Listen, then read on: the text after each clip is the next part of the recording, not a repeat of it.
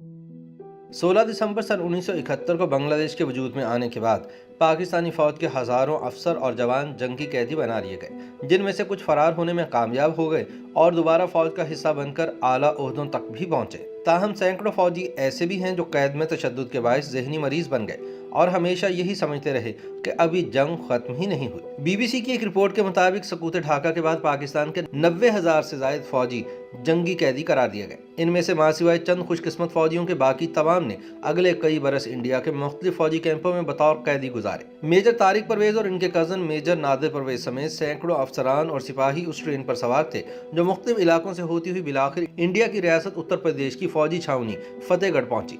यहाँ जंगी कैदियों के लिए बने कैंप में अगले 2.25 साल गुजारने थे। पाकिस्तान के इन कैदियों के जहनों में भारतीय फौज की हिरासत से फरार होने के मंसूबे तो उसी वक्त बनना शुरू हो गए थे जब हथियार डालने की खबरें छावनियों से होती हुई अगले मोर्चों तक पहुंची थी। कई फौजियों ने फरार की कोशिश भी की मगर कामयाब न हो सके। ख्याल रहे कि बैन अवी कवानीन के मुताबिक हर जंगी कैदी को यह हक हासिल है कि वह दुश्मन की कैद से फरार की कोशिश करे और ऐसा करते हुए पकड़े जाने पर उसे सजा नहीं दी जा सकती।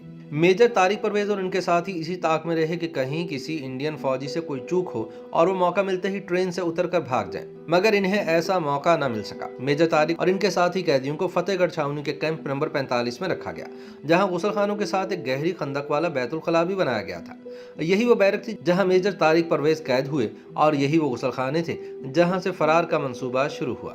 मेजर तारिक बाद पाक फौज में लेफ्टिनेंट जनरल के ओहदे तक पहुंचे। बांग्लादेश के क़याम को 50 बरस होने के मौके पर पाकिस्तान के जंगी कैदियों के साथ बीते गए वाक़यात के बारे में इन्होंने बीबीसी से कैंप नंबर 45 और वहां से अपने फरार के बारे गुफ्तगू की। तारिक परवेज ने बताया कि फरार के लिए तैयार पाकिस्तानी फौजी अफसरों ने पहले तो कपड़ों का एक एक जोड़ा छुपाया, फिर करेंसी छुपाई। इन्होंने बतौर कैदी तस्वीरें खिंचवाने के लिए दाढ़ियां रखी। इसकी वजह यह थी कि फरार के बाद वो शेव करके अपना चेहरा किसी हद तक तब्दील कर सकते थे। हिरासत के चंद दिन बाद ही दोनों कजन्स मेजर तारिक परवेज और मेजर नादिर परवेज ने कुछ और अफसरों को भी अपने साथ मिलाया और भागने का बाकायदा मंसूबा तैयार किया।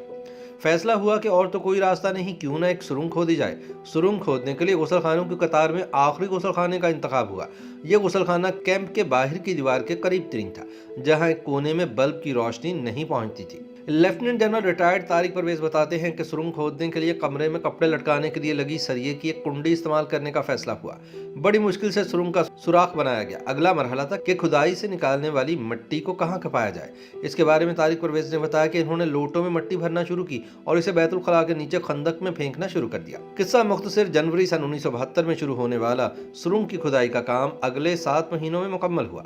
16 सितंबर सन 1972 तक सुरंग कैंप की हदूद से बाहर निकल गई तो मेजर नादिर परवेज, तारिक परवेज और कैप्टन नूर समेत 5 अफसरान ने मंसूबा बनाया कि वो 17 सितंबर की रात इंडियन फौज की जानिब से कैदियों की गिनती के बाद वहां से निकलेंगे। 17 सितंबर की शब पहले मेजर नादिर परवेज, इनके कजन मेजर तारिक परवेज और कैप्टन नूर कायम खानी निकले, जबकि इनके चंद घंटे बाद कैप्टन जफर हसन गुल और लेफ्टिनेंट यासीन कैंप से निकले।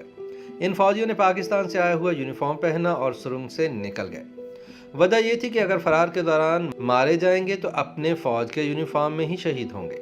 फरार होने वाले फौजियों ने बाहर निकलकर अपनी दाढ़ियां भी साफ कर दी। इसी तरह इनका हुलिया उन तस्वीरों से कुछ मुख्तलिफ हो गया जो आइंदा चंद रोज में मुमकिन तौर पर इंडियन अखबारात में शाया होना थी। जब पाकिस्तानी फौजियों के फरार की खबर इंडियन अखबारों में छपी तो पाकिस्तान में मौजूद फौजी क़यादत ने इंडिया से मुंसलिक सरहद पर यह हुक्म पहुंचा दिया कि सरहद या लाइन ऑफ कंट्रोल पार करने की कोशिश करने वालों को निशाना नहीं बनाया जाएगा।